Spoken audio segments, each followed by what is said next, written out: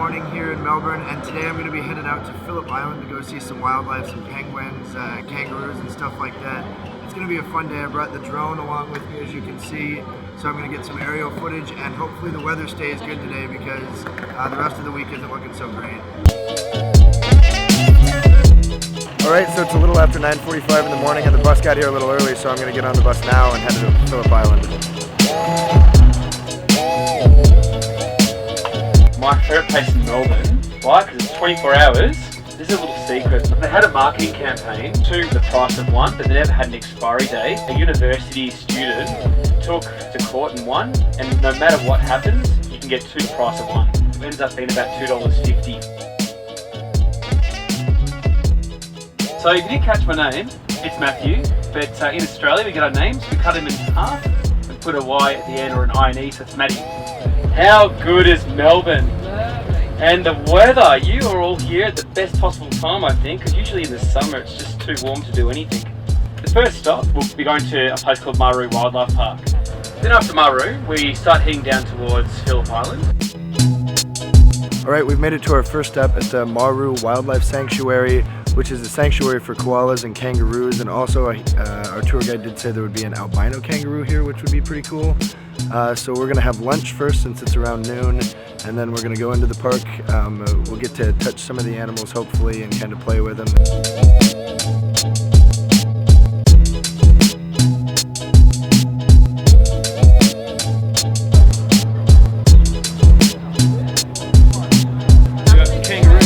Definitely want one of those. One for you, sir. Thank you. Okay. Getting excited about the kangaroos. Head around that way. All right.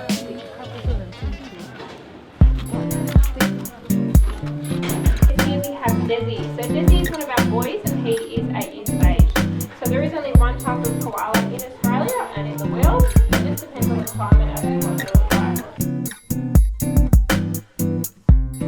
Is that uncomfortable for them at all when you hold them like that? So it's the safest way to carry them. So if I was to carry her any other way from her body, she could potentially break bones. So, Oh, really? yep, they're very fragile animals. There's not much calcium in their diet, so we carry them by the arms because it's their strongest place.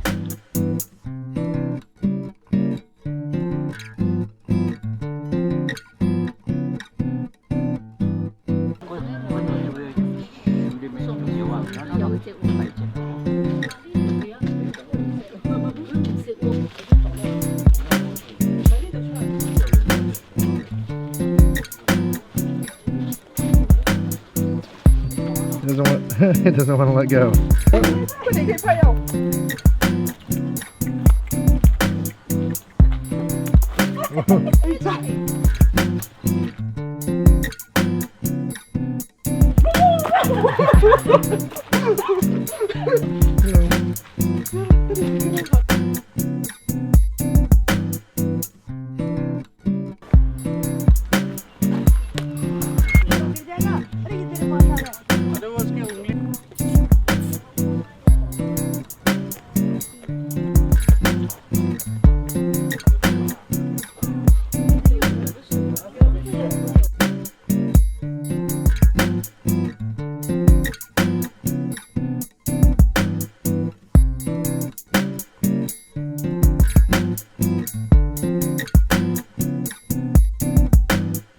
Say, we've been past this place 4 times. It's right next door to my house.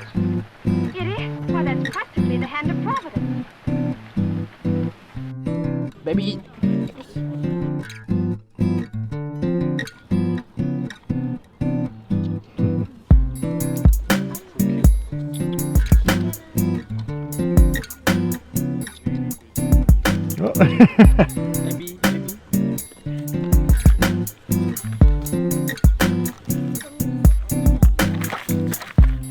Look right there, there's an albino kangaroo. Hello.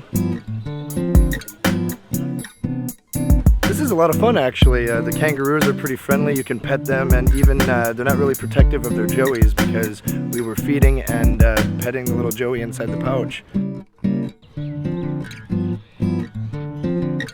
Look at those paws. Hi.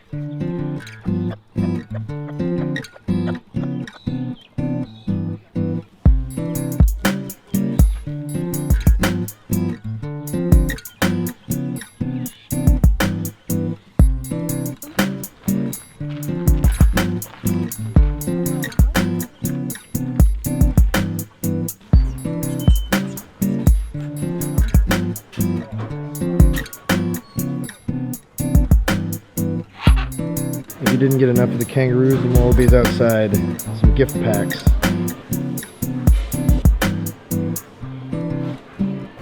Alright, so we spent about the last hour and a half here at the koala park playing with well, I didn't get to play with any koalas or dingoes, but the kangaroos were actually pretty fun. I think this is our bus. Yep. And now we're headed off to Phillip Island.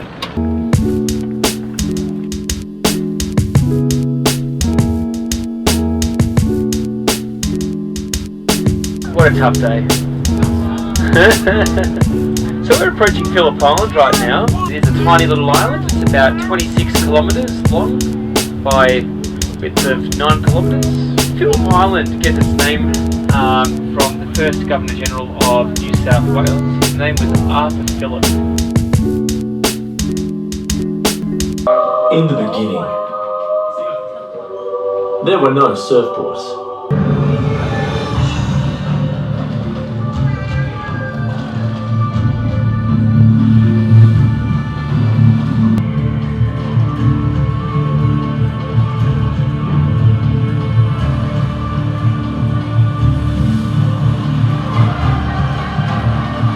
Well, we just got onto Phillip Island and we stopped at the Rip Curl shop here where there was a tiny surf museum that had some interactive stuff that you could do, kind of the 360 thing that I showed you in there, and it was a little bit of the history of the Australian surfing culture from when it came over from Hawaii and how it kind of cultivated here with all the coastline and everything and kind of the controversy behind it at first. Alright, so for our next stop, we're at Woolamai Beach, which actually in the indigenous Aboriginal language means snapper fish, I believe, if I remember what the tour guide said correctly. And it's one of the most famous beaches here for surfing because of the rip curls that it creates. So I think I'm going to throw the drone up here and get some cool footage for you.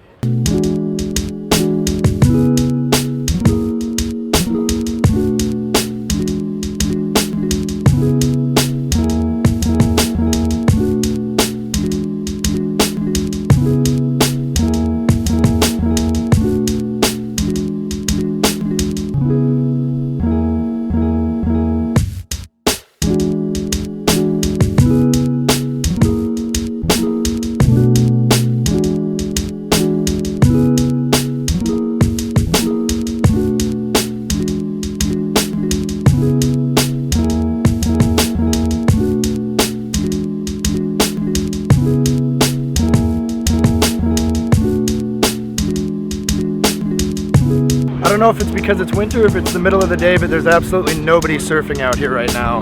That's a nice little place to go to. The waves were pumping a bit and they actually get better.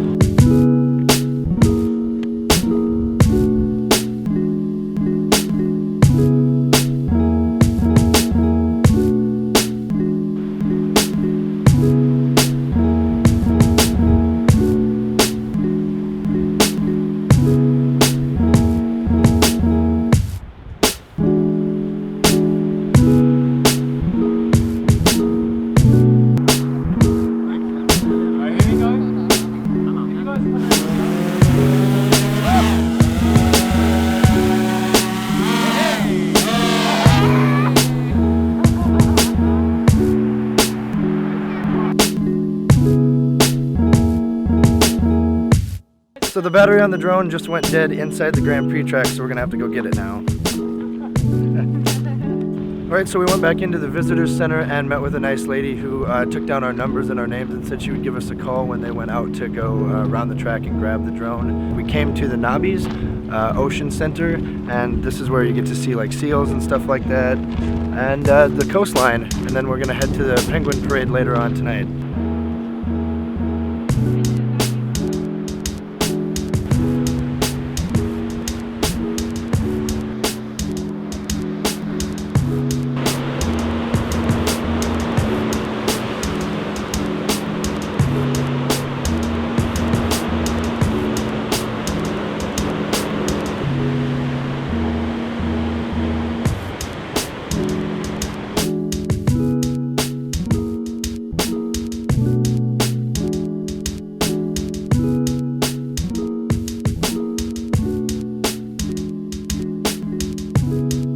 And what they are, they're artificial penguin homes. Yeah, these are swamp wallabies.